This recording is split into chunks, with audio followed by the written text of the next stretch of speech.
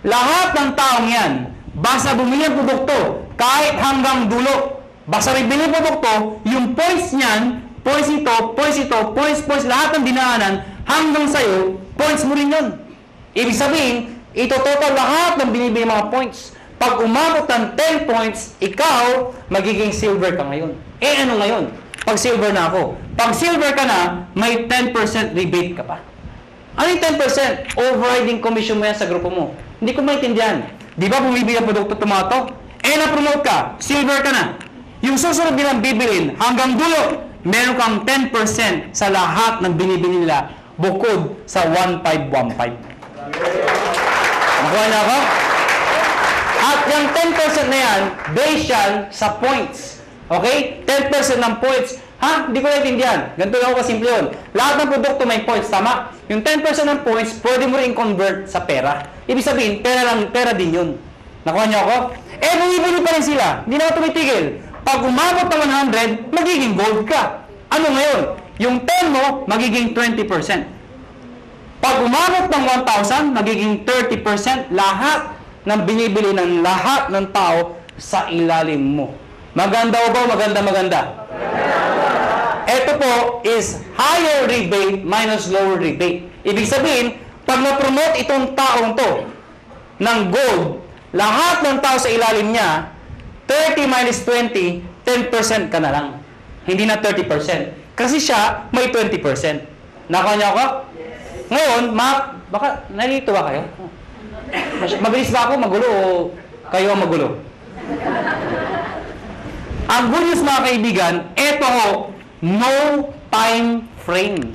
Ibig sabihin, pwedeng matapos yan after 1 week, after 1 month, after 3 months, even after 1 year. Hindi ho kayo mazizero. Hindi yan 2 months tapusin mo, 6 months tapusin mo. Pag di mo natapos, 0 ka, umpisahan mo ulit. Hindi ho. Mula umpisa hanggang dulo, iipunin po yan. Hindi ka nazizero. Ang good news po dito, group points po yan.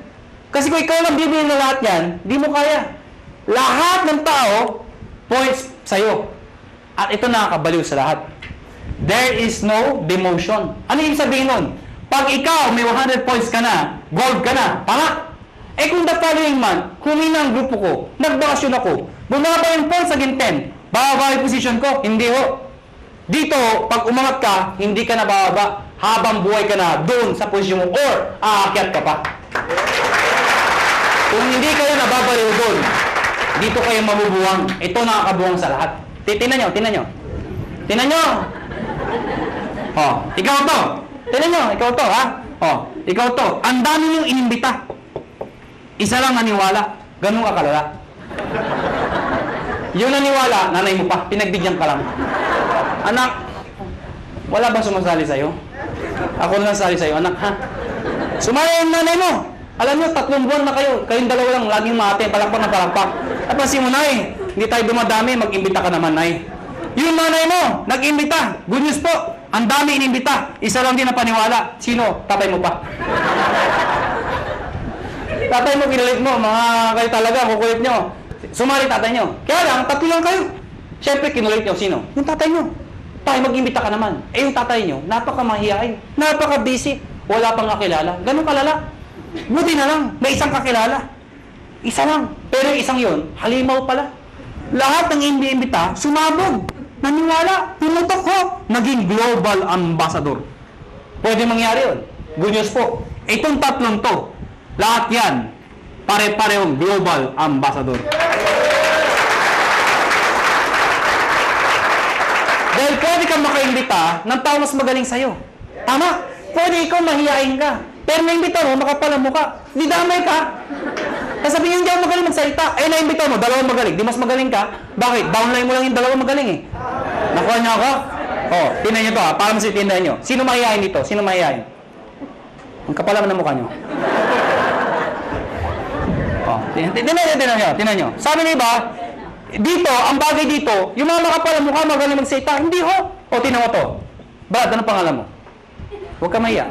Ha? Paul. Kapal ng mukha. Biro pala. Paul!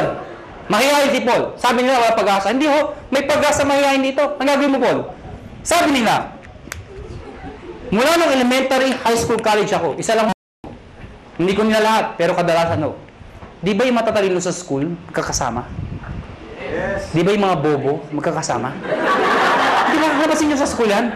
Di ba yung napakopyahan, magkakasama? Yan. O di ba yung malalandi? Because birds of the same feather are the same birds. Napasin nyo ba yun? Ako, napasin ko talaga to. Kami mga may itsura.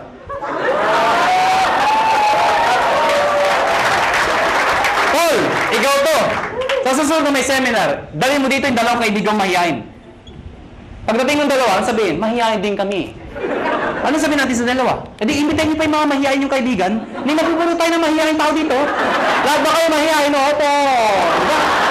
Hindi naman naman kayo mahihain. E paano mo sa ihain? May naimbita. Makapala mo ka. Hindi mo nakilala yung Paul. Kaibigan mo, kumpare, kapitbahay, kamag-anak. Hindi mo nakilala. Naimbita dito. Ang kapal. Recruit. Recruit.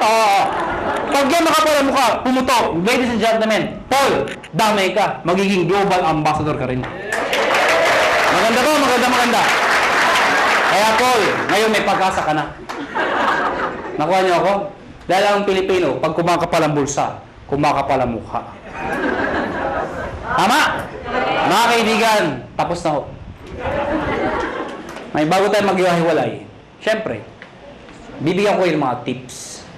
Siyempre, sa dami na sinabi ko, malamang, hindi nyo lahat mahalala yun. Ang dami na, di ba? Pag labas yung dito, ano sabi? Basta 1.5 ta, puro 1.5, 1.5 na 1.5. Maalala nyo lang, 1.5 eh, di ba? Ang dami na eh. May-explain nyo ba? Kaya mga kaibigan, ang tips sa inyo, number 1, kung bago kayo umuwi.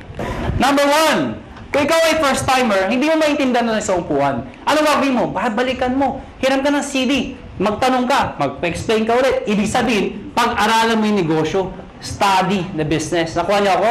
Number 2, pag napag-aralan mo, syempre, try the products. Better yet, mag-join ka na. Total, nagustuhan mo na. Try the products. Number 3, gumawa ka ng prospect list mo. Bakit? Syempre, isulat mo lahat ng kakilala mo.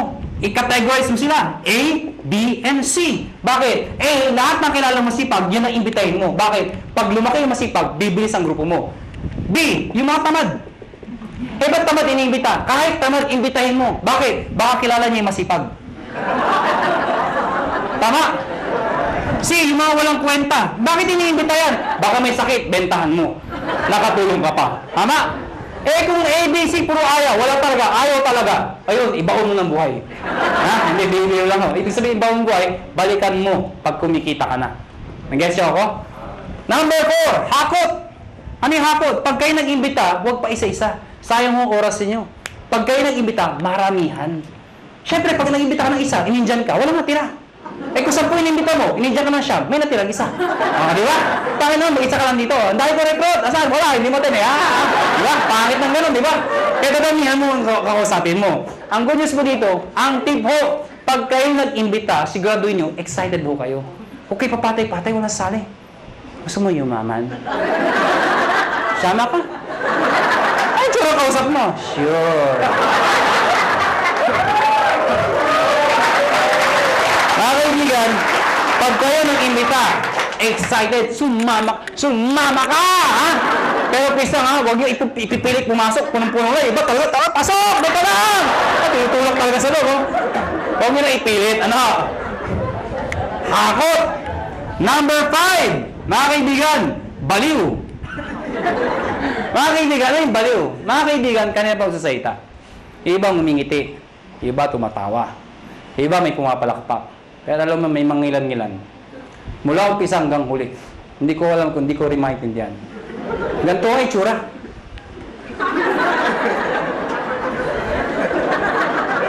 Alam niyo, ang sikreto sa negosyo to, excitement. Pwede hindi mo naintindihan eh. Pero that's excitement. Ang ganda ba? Oo, maganda. Sabi, basta maganda. Ang ganda talaga, ha? Nakuha niyo ako? Excitement. Kaya ang tip ko sa inyo, pag papalakpak ko kayo, hindi mo ganyan. Bilang ang mga palakpak niyo. Imagine nyo, nagsasayta, may ari na ho. Yung pinaka-may itsura pa. Tapos, papalakpak kayo. Papalakpak kayo. Iba, ganito pa, walang kabuhay-buhay. Ganito ang pagpapalakpak. Tuturuan ko kayo paano papalakpak. Lahat papalakpak, ha? Taas ang kamay. Ako muna. Ako muna. Taas ang kamay. At pag sila palakpak, lahat dapat may kasamang woo! O, tingnan nyo ha, sabay-sabay ha, sabay-sabay. Ang hindi papalakpak, may putok yan ha. O, ha? Sabay-sabay ha, 1, 2, palakpak! Mga kaibigan, pag ganyan kayo pumalakpak, mula umpisa hanggang huli, ano yung tsura first timer? Paglabas dito, mga tabi negosyo, pag-uwi ng bahay, saan nga rin, ba't ka ginati? Sa dahil ang kabaluan, nakakahawa yan. Palakpak naman kayo dyan.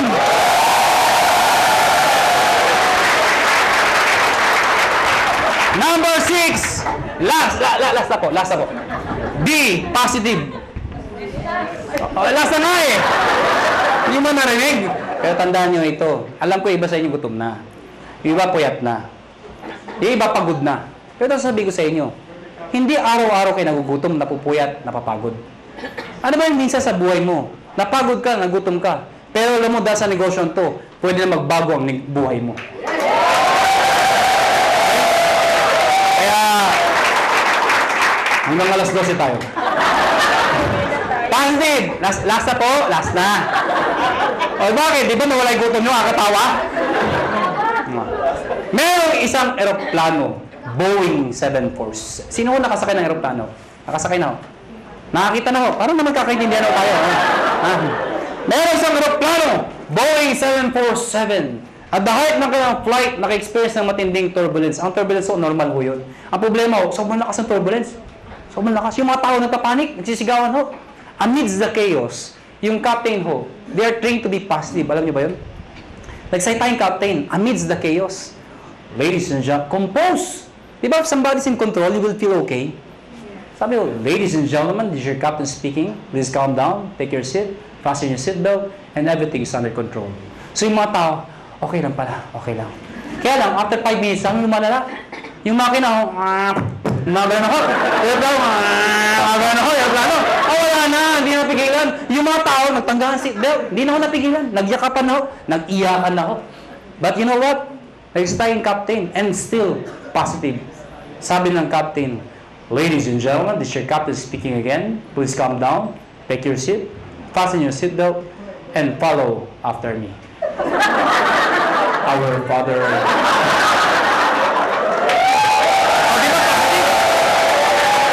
Positive? Why? Why? Is prayer positive?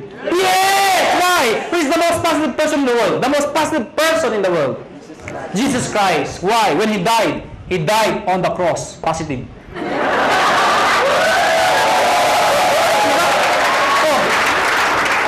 Ang daming posisyon para ipako. Pwede magpaganto. Pwede paganto. Bakit ganto? Because it's a sign of positive. Before He died, He was being mocked. He was being stoned to death. He was hung. He was crucified. He was even struck. Ladies and gentlemen, He died. The demons thought they won. But they don't know, on the third day, He rose from the dead to redeem us from our sins. Amen po ba? Kaya mga kaibigan, pag ginagawa niyong negosyo to, think positive. Pag may kausap ka at ayaw, ano sabihin mo? Positive. Biro lang ho. Mga kaibigan, before we go, alam ko, tapos na ang seminar, pero bago tayo maghiwalay, alam niyo, ang AIM Global ho, kami ho, willing ho kami tumulong sa mga taong gusto magpatulong. Kung ayaw niyo, maraming salamat ho sa pagpunta niyo, pero bago tayo maghiwalay, uunahan ko lang ho kayo. May mga tao magsabi sa inyo ng mga salitang ito. Mahirap yan. Di mo kaya yan. Kalokohan yan. Pare-pareho lang yan. Ito lang ako sabihin ko sa inyo. Pipiliin nyo ho ang taong papakinggan nyo. Nakuha niyo ako? Pag gusto mo yumaman, dumikit ka, makinig ka sa mayaman. Yun ang sikreto ng pagyaman. Pag gusto maghirap, dumikit ka, makinig ka sa mahirap. Tama. Nagkataon ho, yumaman ho ako. Nagkataon ho, yumaman ho ako. Nagkataon ho. Ha? Oh, alam mo, sana ho ang prinsipyo ko maging prinsipyo mo. Sana ho ang prinsipyo ko maging prinsipyo nyo. Ano ba ang prinsipyo ko? Sana ang prinsipyo ko maging prinsipyo nyo. Ano ba yung prinsipyo ko? Habang bata ka, habang may lakas ka, habang may oras pa, pag may opportunity, sumubok ka. Hindi man para sa'yo, ang importante, sumusubok ka. Nag-fail ka, okay lang. Importante sinubukan mo. Nakuha niyo ako? Ang mahirap sa atin kasi, iba sa atin, hindi pa ka sumasali. Nawala yung, mahirap yan. Hindi ko kaya yan. Nakuha niyo ako? Sige lang, pag nag-fail ka, okay lang. Bata ka pa. Nakuha niyo? Ang mahirap sa atin kasi, pag matanda na, saka sumusubok. Gusto ba yung benta ka na 90? Saka ka lang susubok? Saan yung opportunity? Sasyali ako. Maganda yun. Maganda yun. Bata ka pa? Sige lang. Pag nag-fail ka, okay lang. Bata ka pa. Eh kung mag-succeed ka, tingnan niyo ako. Ano? Dahil mga kaibigan, iba ho ang bata. Iba ho ang bata. Na mayaman, iba iniisip nyo eh. Hindi, totoo naman, iba ho ang bata habang successful. Iba. Mas may enjoy mo. Katulad incentive namin, US trip. Pag may edad ka na, hindi mo ma-enjoy yun. Ano, sa Amerika ka? Ganda ng Amerika. I cried this ko. Hindi, maganda yung bata ka pa. Nakakaibigan. Hindi matatapos ang gabing to kung hindi nyo marinig yung isa sa nagturo sa akin. Partner,